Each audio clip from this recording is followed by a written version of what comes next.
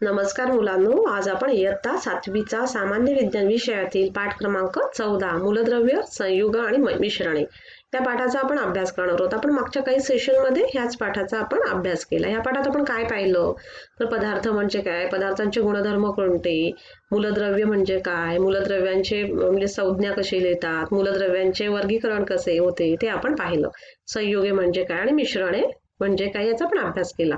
तर मिश्रणातून काही घटक वेगळे करण्याच्या काही पद्धती आहेत, त्या पद्धतींचा अभ्यास सुद्धा आपण मागच्या सेशनमध्ये काही पद्धती पाहिल्या.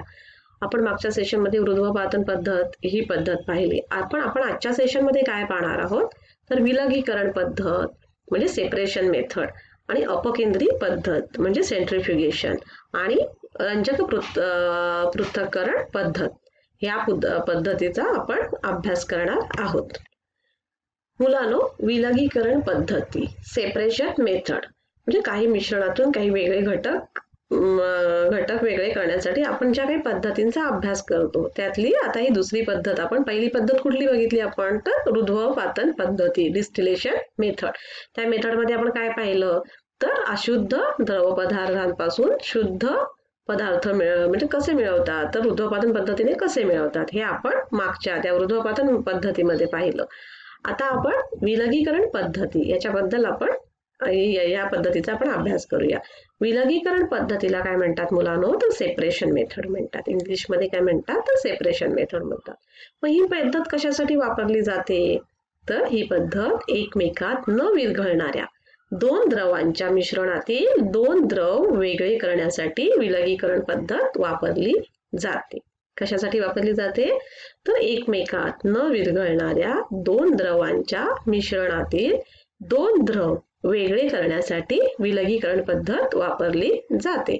तुम्हाला सुद्धा म्हणजे माहिती असेल ह्या म्हणजे आता समजा आपल्याला एखाद्या ह्याच्यामध्ये आपल्या पाण्यामध्ये किंवा काय तेल सांडलेलं असेल तर आपण ती कसे ते वेगळे करू शकतो तर हे ह्या विलगीकरण पद्धतीच्या सहाय्याने आपण हे जे तेल असतं म्हणजे तेल म्हणजे द्रव पदार्थच आहे परंतु तो पाण्यामध्ये विरघळत नाही. मग असा जेव्हा द्रव वेगळा करायचा असेल दुसऱ्या द्रवामधून तेव्हा आपण विलगीकरण पद्धतीचा वापर करू शकतो. मग विलगीकरण पद्धतीचा वापर कशा प्रकारे केला जातो हे आपण एका छोट्या प्रयोगाद्वारे पाहूया. मग त्याच्यासाठी आपल्याला काय करायचं आहे तर त्याच्यासाठी आपल्याला एक नरसाळं घ्यायचं आहे. काय घ्यायचं आहे नरसाळं घ्यायचं आहे आणि मग त्या नरसाळ्यामध्ये हे बघा हे नरसाळं आहे, ते तोटीवालं नरसाळं आहे. विलगीकरण म्हणतात त्याला. काय म्हणतात तर विलगीकरण नरसाळच म्हणतात.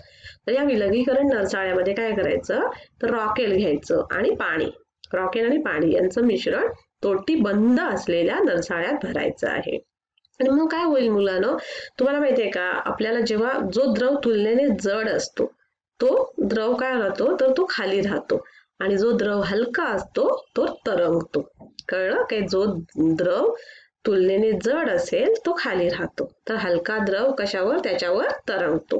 मग आता आपण काय केलेलं आहे ह्या नरसाळ्यामध्ये काय तोटीबंद नरसाळ्यामध्ये काय घेतलेलं आहे तर रॉकेल आणि पाणी यांचं मिश्रण घेतलेलं आहे. कळलं? आता हे नरसाळं आहे ना हे स्टँडला पक्क बसवलं. काय केलं नरसाळं हे स्टँडला बसवलं. आता रॉकेल आणि पाणी यांचे मिश्रण नरसाळ्यात काही वेळ स्थिर ठेवायचं. कळलं? हे हलवायचं नाही नरसाळं. काय करायचं ते पाणी आणि जे हे रॉकेलचं मिश्रण आहे ते थोडा वेळ स्थिर ठेवून द्यायचं. ते हलवा करायचं नाही. मग काय होतं ते स्थिर ठेवल्यानंतर पाणी खाली राहतं कारण पाणी जड असल्यामुळे पाणी खाली राहतं आणि रॉकेल हलकं असल्यामुळे ते तरंगतंय. हे बघा इथे दिसतंय तुम्हाला हे रॉकेल आहे ना, हे जे ब्ल्यू कलरचं दाखवलेलं आहे ते काय आहे रॉकेल आहे. मग हे रॉकेल काय होतंय तरंगतंय आणि हे पाणी काय आहे तर पाणी हे जड असल्यामुळे खाली राहिलं. आता नरसाळं स्थिर ठेवून वरील झाकण काढायचं आणि नरसाळ्याची ही तोटी बंद होती ना आता ही तोटी काय करायची उघडायची आणि मग हे जे तळाचं पाणी आहे ना हे चंचू हे तोटी उघडल्यामुळे काय होईल हे जे तळाचं पाणी आहे हे चंचू पात्रामध्ये पडेल. कशामध्ये तर चंचू पात्रामध्ये पडेल. मग अशा प्रकारे आपण दोन द्रव जे एकमेकांमध्ये मिसळत नाहीत ते वेगळे केले ना आपण कारण का मग नरसाळ्यामध्ये फक्त रॉकेल राहिलं आणि पाणी कुठे पडलं तर चंचू पात्रामध्ये पडलं. आता रॉकेल नरसाळ्यात राहिलं आहे. रॉकेल हलकं असतं म्हणून ते पाण्यावर तरंगतं. अशा प्रकारे विलगीकरण नरसाळ्याची तोटी उघडून मिश्रणातील दोन द्रव वेगळे केले जातात. मग कशा पद्धतीने म्हणजे अशा पद्धतीने आपण ह्या पद्धतीचा वापर करून आपण जे दोन द्रव असतात जे एकमेकांमध्ये मिसळत नाहीत, विरघळत नाहीत, ते द्रव आपण नरसाळ्याची तोटी उघडून आपण ते काय केलं, वेगळे केले. हो की नाही? नरसाळ्याची तोटी उघडल्यानंतर पाणी आपण चंचुपात्रामध्ये घेतलं आणि मग नरसाळ्यामध्ये काय राहिलं तर रॉकेल राहिलं. मग अशा पद्धतीने आपण विलगीकरण पद्धतीचा वापर करून जे दोन द्रव असतात जे एकमेकांमध्ये मिसळत नाहीत ते वेगळे करू शकतो. कळलं तुम्हाला सेपरेशन मेथड म्हणजे काय? चालेल, आता आपण पुढची मेथड बघूयात. आता पुढची मेथड आहे अपकेंद्री पद्धती. अपकेंद्री पद्धतीला इंग्लिशमध्ये काय म्हणतात मुलांना माहितीये? सेंट्रिफ्युगेशन. काय म्हणतात तर सेंट्रिफ्युगेशन. तुम्हाला माहितीये का काही द्रव पदार्थांमध्ये स्थायू कण आपल्याला दिसतात की नाही? की काही द्रव पदार्थांमध्ये स्थायू कण दिसतात. तुम्ही गढूळ पाणी पाहिल्यात कधी? तर गढूळ पाण्यामध्ये सुद्धा मातीचे कण असतात की नाही? मग पण मातीचे कण असतात आणि मग पण ते गढूळ पाणी जर आपण थोडा वेळ तसंच ठेवलं, समजा तुम्ही कधीतरी घेऊन बघा, एका ग्लासामध्ये गढूळ पाणी घ्या आणि मग ते पाणी तसंच ठेवा स्थिर, म्हणजे त्याला न हलवता. मग काय होईल, ते मातीचे कण तुम्हाला खाली दिसतील, म्हणजे ग्लासाच्या तळाशी मातीचे कण दिसतील आणि वरती पाणी दिसेल. परंतु काही द्रव पदार्थ असे असतात की ते म्हणजे काही पदार्थांमध्ये जे काही स्थायू कण असतात ते खाली जात नाही, तळाशी म्हणजे तळाशी ते काय होतात, तळाशी खाली बसत नाहीत. ते वजनाने खूप हलके असतात आणि सूक्ष्म असतात. म्हणजेच काय तर काही द्रव पदार्थामध्ये स्थायू कण आपल्याला दिसतात की नाही, पण हे कण द्रव पदार्थामध्ये विरघळत नाहीत. उदाहरणार्थ गढूळ पाणी, शाई, रक्त, ताक इत्यादी. गढूळ पाणी जेव्हा स्थिर राहतं तेव्हा काय होतं, मातीचे कण तळाशी जाऊन बसतात, हे तुम्हाला मी सांगितलं. पण दूध, शाई यातील कण तळाशी जाऊन बसत नाहीत, कारण अशा मिश्रणातील स्थायूंचे कण सूक्ष्म व हलके असल्याने द्रवात सगळीकडे ते एकसारखे पसरलेले असतात. तुम्ही ताक बघितलेत कधी? तर ताकामध्ये सुद्धा लोण्याचे असे बारीक बारीक कण सगळ्याकडे पसरलेले असतात. ते खाली जातात का? तर नाही, कारण ते हलकं असतात आणि ते अतिसूक्ष्म असतात. मग द्रव आणि स्थायूंच्या मिश्रणातून स्थायू वेगळे करण्यासाठी अपकेंद्री यंत्राचा वापर केला जातो. काय तर द्रव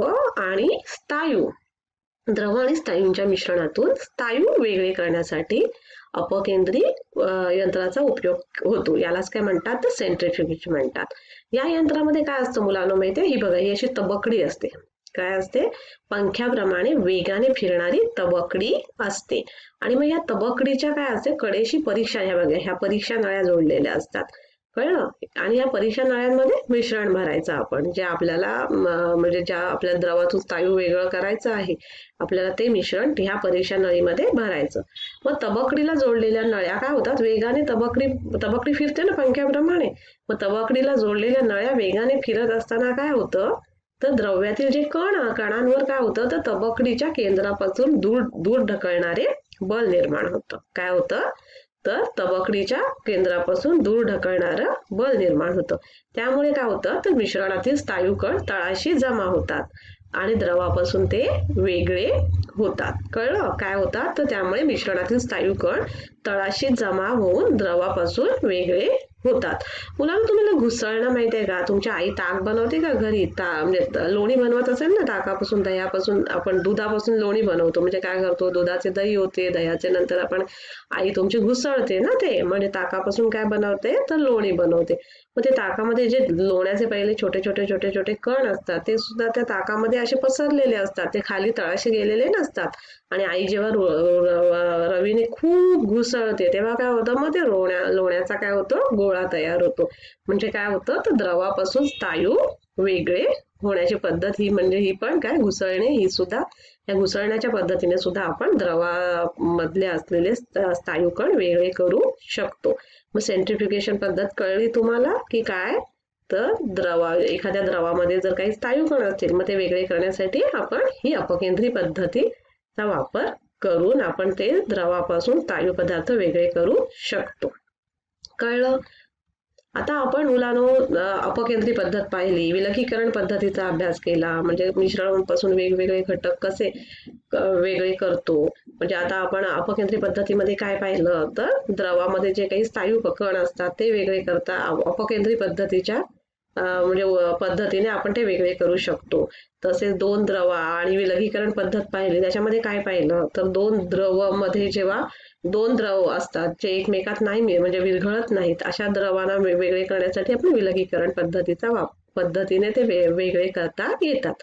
आता आपण ही चौथी मेथड पाहणार आहोत, रंजक द्रव्य पृथक्करण पद्धत. याला इंग्लिशमध्ये म्हणतात क्रोमॅटोग्राफी. तर या पद्धतीमध्ये कसे म्हणजे घटक वेगळे केले जातात, म्हणजे मिश्रणातले घटक कसे वेगळे केले जातात हे आपण पाहूयात. तर आणि ह्या पद्धतीचा कसा उपयोग केला जातो, कशासाठी उपयोग केला जातो हे सुद्धा पाहूया.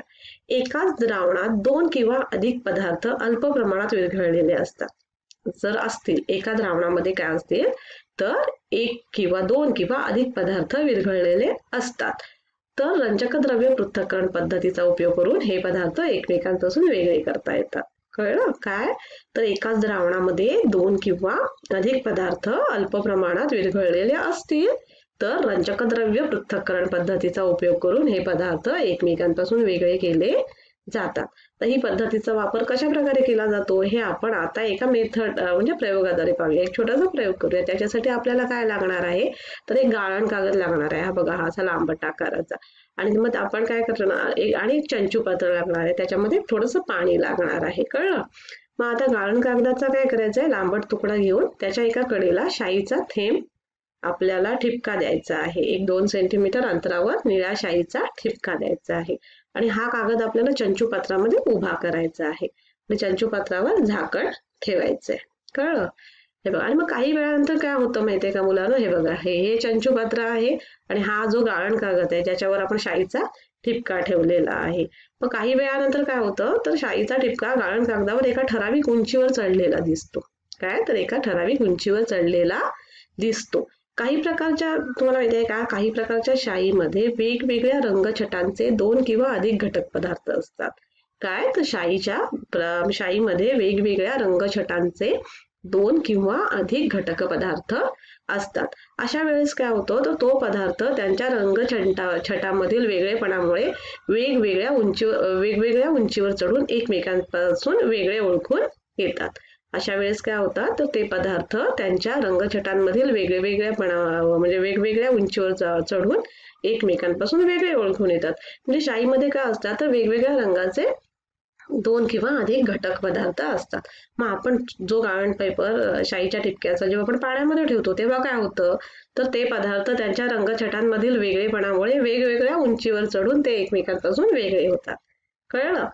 मग पदार्थांच्या वर चढणाऱ्या द्रावकातील विद्राव्यता आणि स्थिर असलेल्या गाळण कागदाला चिकटून राहण्याची क्षमता हे दोन गुणधर्म आहेत आणि ते परस्पर विरोधी आहेत व ते वेगवेगळ्या पदार्थांसाठी वेगवेगळे आहेत.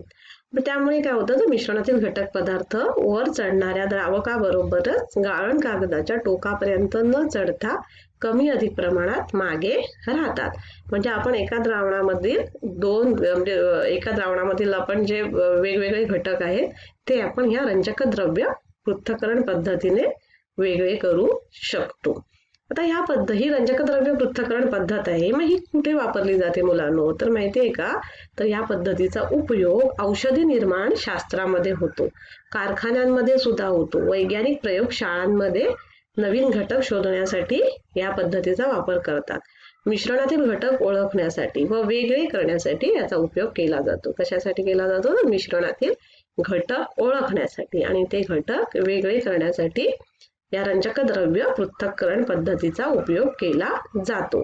याला काय म्हणतात क्रोमॅटोग्राफी. अशा तऱ्हेने आपण मिश्रणामधून वेगवेगळे घटक वेगळे करण्यासाठी ज्या काही पद्धती वापरल्या त्या पद्धतींचा अभ्यास आपण या पाठामध्ये केलेला आहे. कुठल्या पद्धती वापरल्या, जशा काही म्हणजे मिश्रणांमध्ये काही अनावश्यक घटक असतात ते आपण सोप्या पद्धतीने सुद्धा आपण वेगळे करू शकतो, त्या आपण मेथड पाहिल्या. ह्या मेथड आणि पुन्हा ऊर्ध्वपातन पद्धती, अपकेंद्री पद्धती, विलगीकरण पद्धत, रंजक द्रव्य पद्धत या पद्धतीचा आपण अभ्यास केला.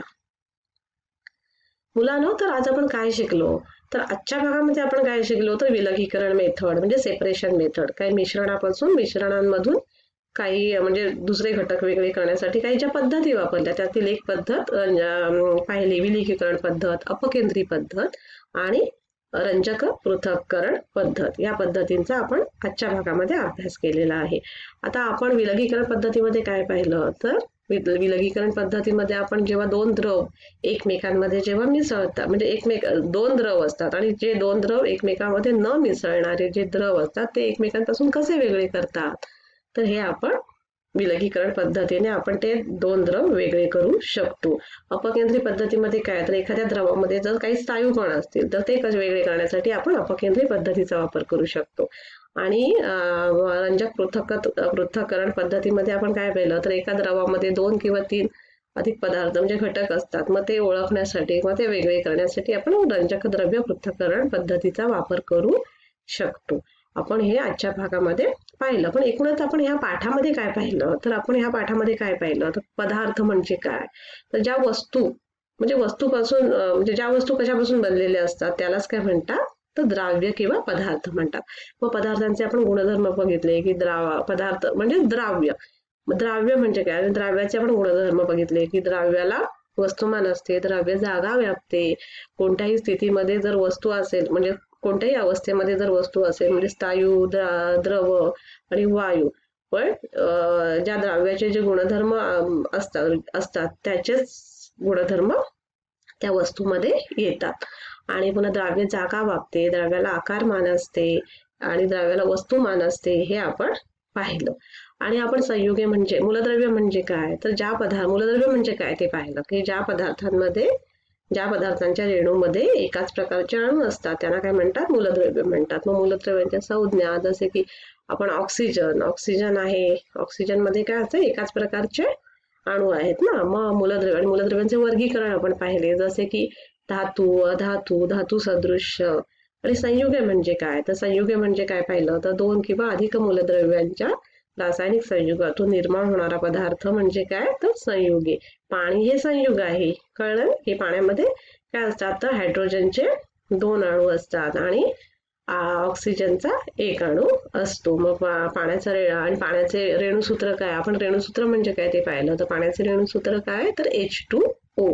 आणि मिश्रण म्हणजे काय तर 2 किंवा अधिक मूलद्रव्य किंवा संयुगे जेव्हा एकमेकात मिसळतात तेव्हा मिश्रण तयार होतं. आणि मग त्या मिश्रणातून काही अनावश्यक गोष्टी असतात, घटक असतात ते वेगळे करण्यासाठी ज्या साध्या साध्या पद्धती असतात उदाहरणार्थ गाळणे, चाळणे हे आपण पाहिलं. परत ज्या वेगवेगळ्या पद्धती आहेत मिश्रणातील घटक वेगळे करण्यासाठी जसे की ऊर्ध्वपातन पद्धत, डिस्टिलेशन मेथड, विलगीकरण मेथड, अपकेंद्री मेथड आणि रंजक पृथक् द्रव्य मेथड या पद्धतीचा आपण अभ्यास या पाठामध्ये केलेला आहे. धन्यवाद.